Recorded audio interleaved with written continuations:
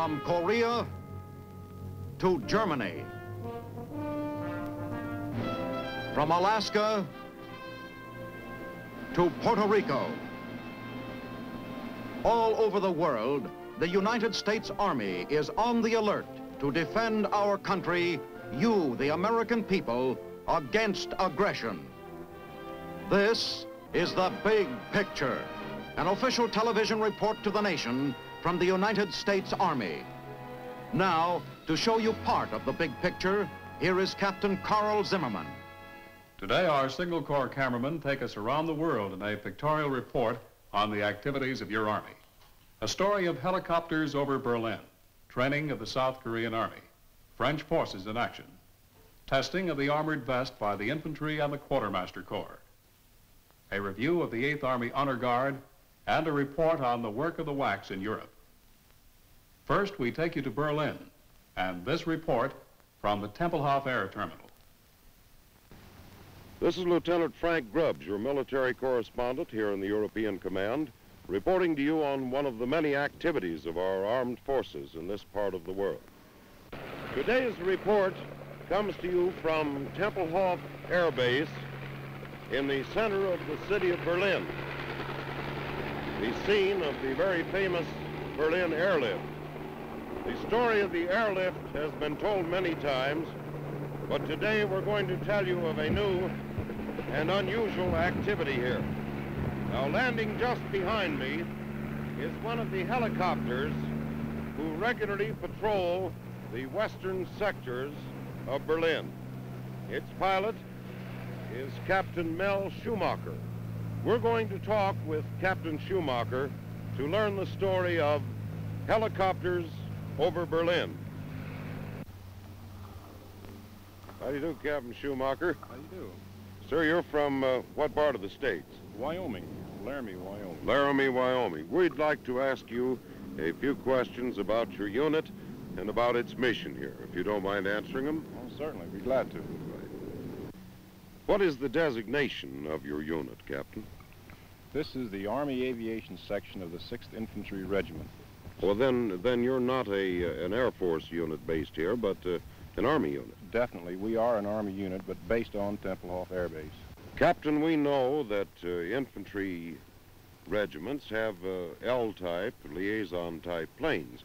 In this case, the 6th Infantry Regiment has helicopters. Will you tell us why? There are two reasons. One, the peculiar characteristics of the area that we have to cover here in Berlin. There are 3 Allied sectors and approximately 3 million people congested, packed within these sectors. 2, the maneuverability of this aircraft allows us to hover, land, take off from small areas. Also, land in streets if it's necessary. It's an ideal ship for this type of work. Could you tell us something about the history, the background of your unit? Well, due to the mission we have to perform here, it was felt that an aircraft of this type would be, could be well adapted, and the authorization was granted, and this section was activated in May 1951. Since that date, we have been in continuous operation here. A routine mission for these helicopter pilots may consist of patrolling the borders of the West Sector. The remains of the once proud Brandenburg Gate can be seen just over the border in the Soviet zone. The new marble structure is a memorial in honor of the Russian soldiers killed in the Second World War.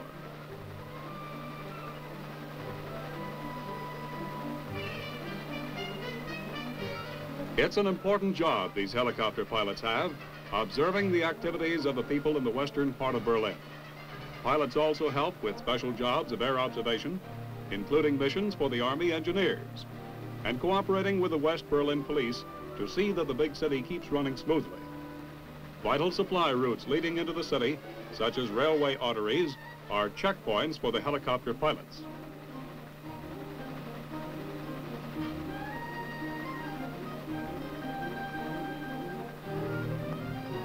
Power plants, too, are important to the city's well-being. as are the canals which play their part in the city's traffic flow.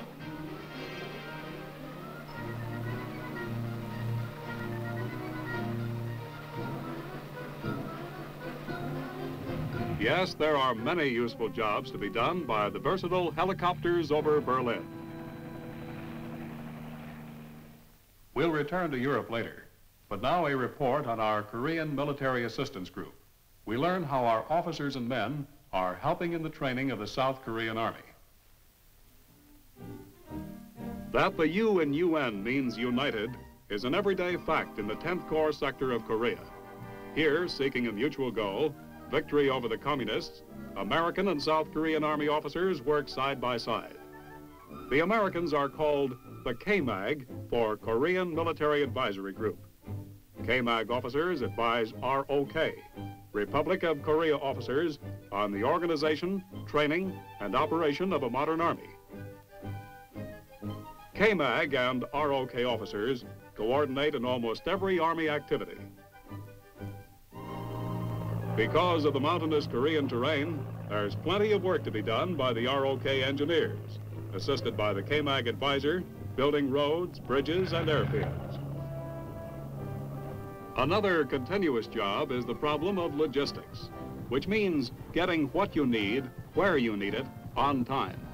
Here again, the KMAG advisor and the ROK officer work together in close harmony. Some frontline Republic of Korea troops are supplied by this water route, which terminates in a tramway at the top of a mountain. In the ROK Division headquarters, a KMAG officer assists and advises the South Korean commanding general in establishing policy and arriving at basic decisions. A diplomat and a soldier, the senior advisor must gain the confidence of the general and help him fit the ROK division into the UN team. The ROK general, young, aggressive, and able, is typical of the new leadership in the South Korean Army. An interruption by the ROK G3 officer, who has an urgent message for the general. A heavily fortified enemy bunker is harassing the frontline troops and must be knocked out.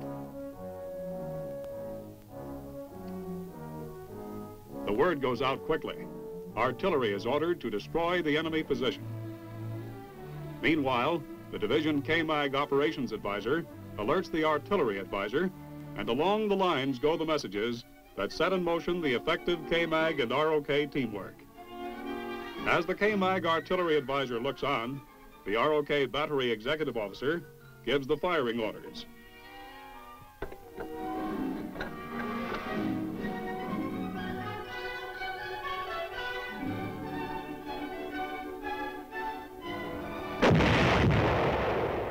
Bad news for the enemy.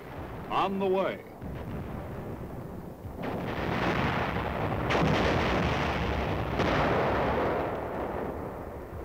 Mission accomplished, bunker destroyed.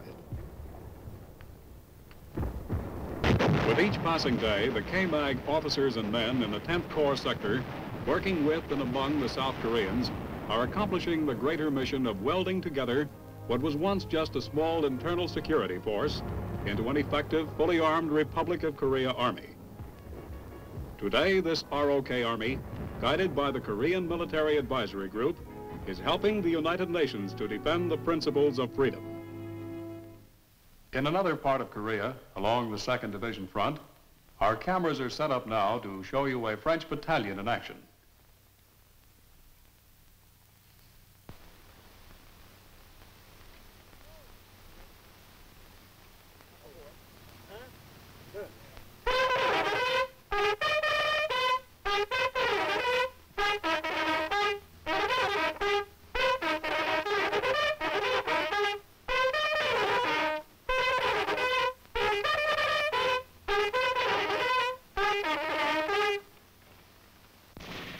The volunteer French Battalion is a very effective part of the UN forces fighting in Korea. These hardy veterans of many bitter Korean battles have a unique method of target practice.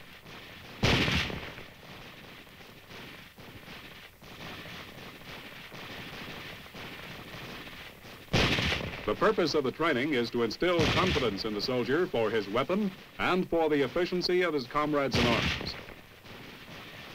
Because of the superb marksmanship of these fighters, there is no danger of accident. But this type of training is recommended for experts only.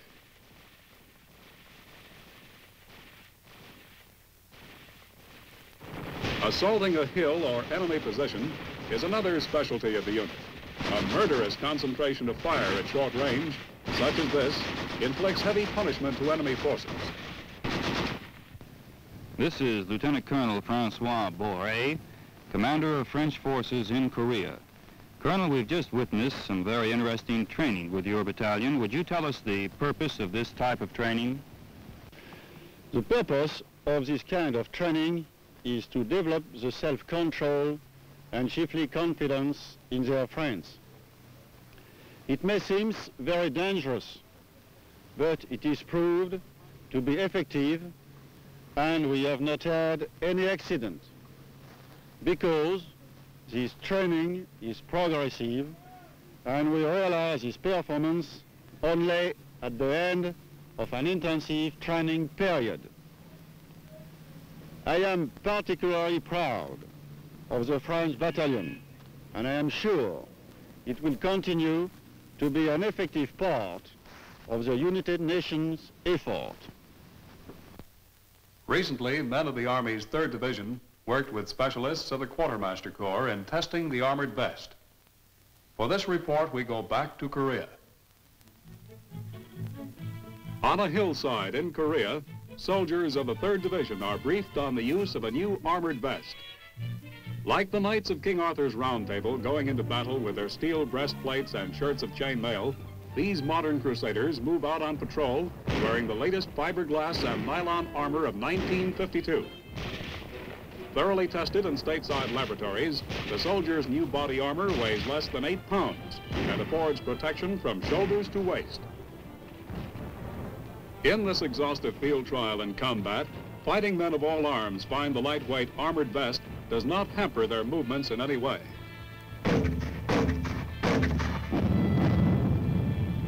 While the armor is definitely not a so-called bulletproof vest, it will stop low-velocity small arms fire and, most important, fragmentation bursts which cause more than 70% of all combat casualties. At the rendezvous area, the members of the patrol report on their vests to the inspecting officer. Shipped back to Quartermaster Repair Center, battle-scarred vests are examined by experts and the field reports are read.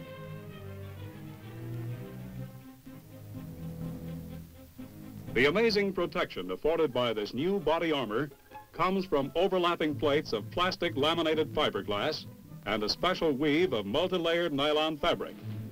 A surgical scalpel probes deeply into the vest, hunting fragments. And there it is.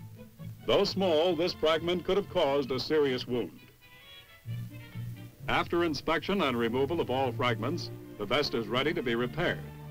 Like making a cold patch on the tube of an automobile tire, the repairman first applies a generous amount of rosin glue to the affected area. The special patch follows, and after pressing it firmly in place and wiping away excess glue, the job is done. Fully repaired, the vest returns to the battlefront and worn by a combat infantryman is ready to stop enemy shell fragments and save another man's life. Back at 8th Army headquarters, there is a platoon of men called the Honor Guard. They've all seen combat in Korea, and now they're on guard duty back at Army headquarters in Seoul. They're proud of their precision drill. They're anxious to show it to you. We take you now to Seoul, Korea, and here is the commander of the platoon, interviewed by one of our big picture reporters, Lieutenant Carl Flint.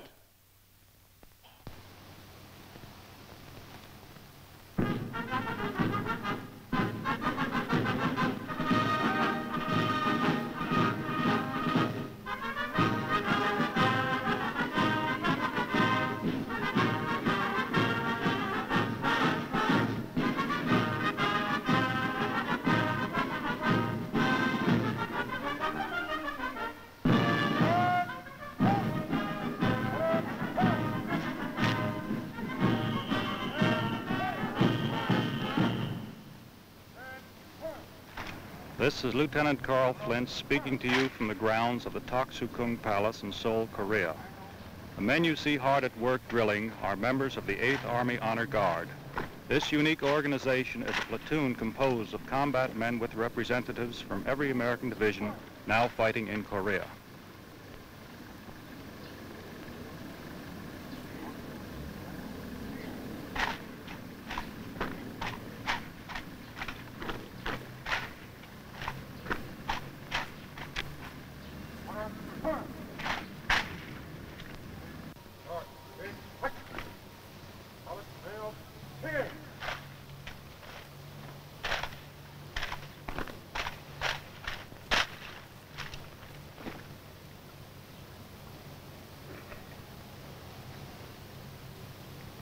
To tell us more about the Honor Guard and their mission, let me introduce Lieutenant Robert W. Headland of Los Angeles, California, commanding officer of the 8th Army Honor Guard. Lieutenant Headland, front and center, please.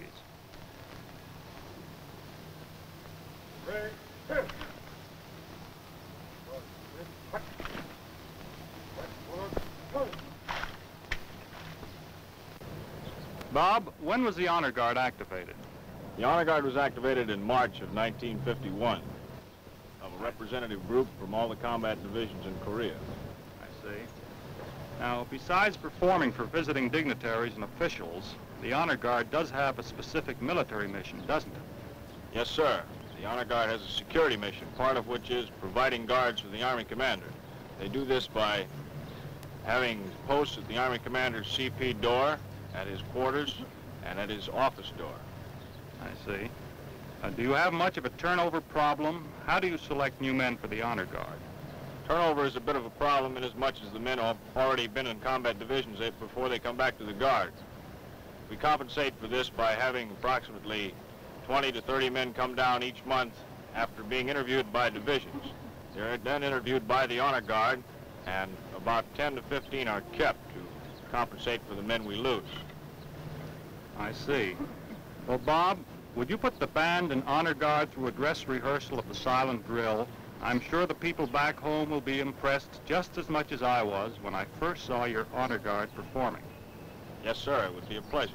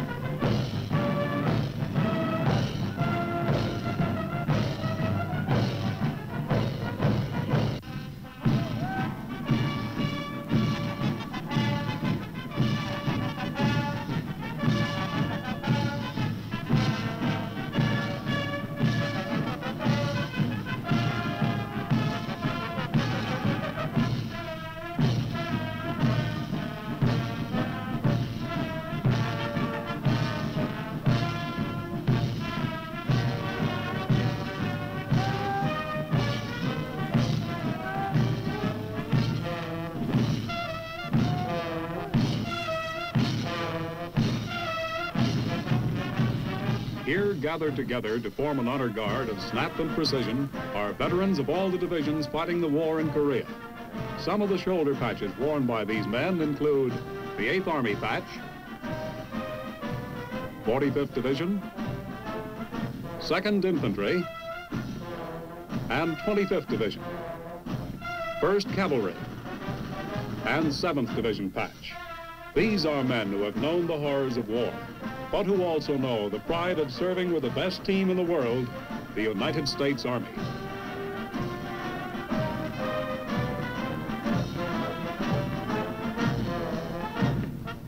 Present, who?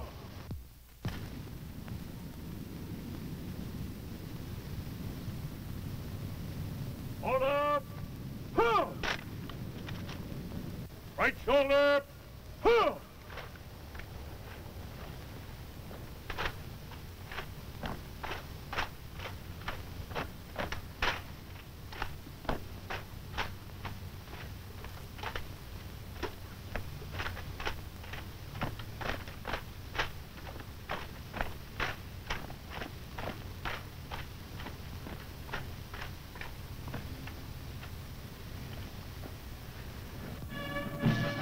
The silent marching manual is one of the most difficult feats for a drill team to perform.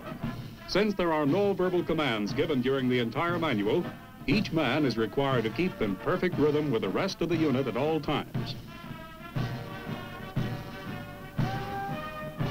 To accomplish this, each soldier must concentrate not only on the marching cadence and movements, but on the cadence and movement of his rifle as well.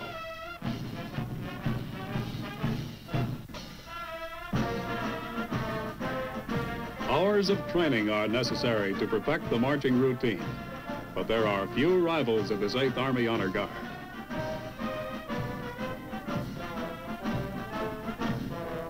Each soldier is called on to perform as an integral part of the platoon, sometimes moving with the entire platoon, other times operating with his particular squad, and often performing as an individual in coordination with the rest of the unit. Their exacting synchronization of rhythm and movement are a constant source of pride to troops in the Far East Command.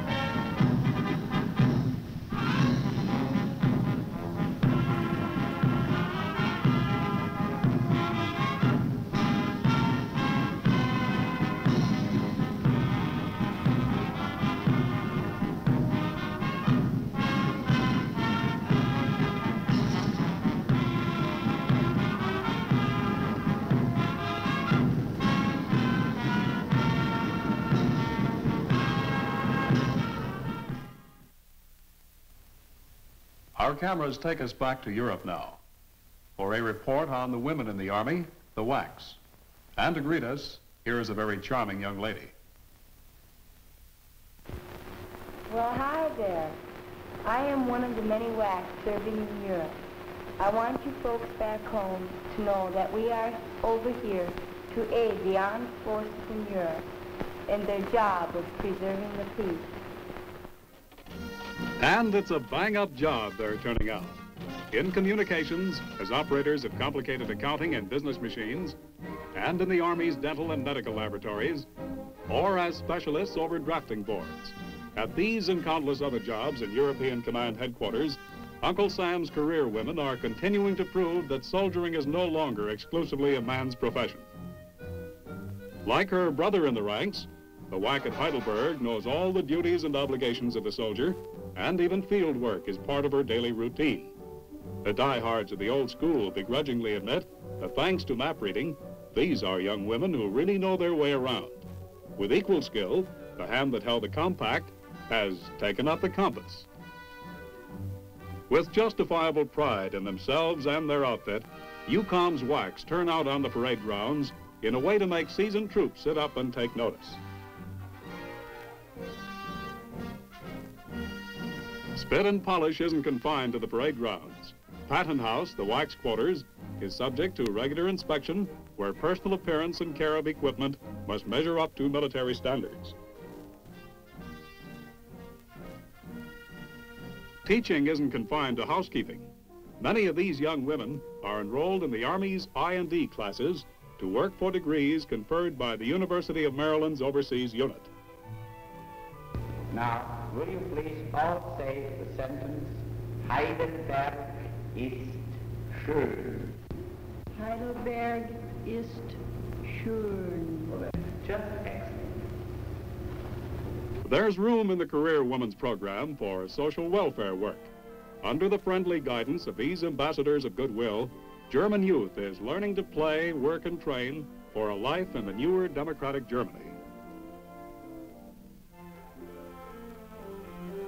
Athletics and outdoor recreation have their place in the WAC's life, and the Army provides facilities and equipment for enjoying them.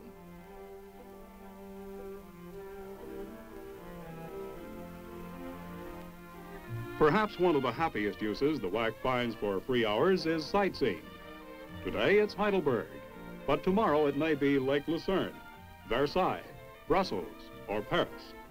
To the average American, these are dreams never to be realized, just names or pictures out of travel agency advertisements. To the WAC at UCOM, they are easily reached playgrounds where she may spend her next furlough. Shopping, that mysterious female ritual which always baffles mere man, continues to be part of the Army woman's way of life. In her off-duty hours, she carries on the never-ending search for what she considers to be absolute necessities. Through her perseverance, the quaint shops of Heidelberg are contributing daily to the unused storage space in countless American attics and cellars. Shopping isn't the only carryover from civilian days. Like her sister at home, the WAC finds time for a bit of vanity over that new dress.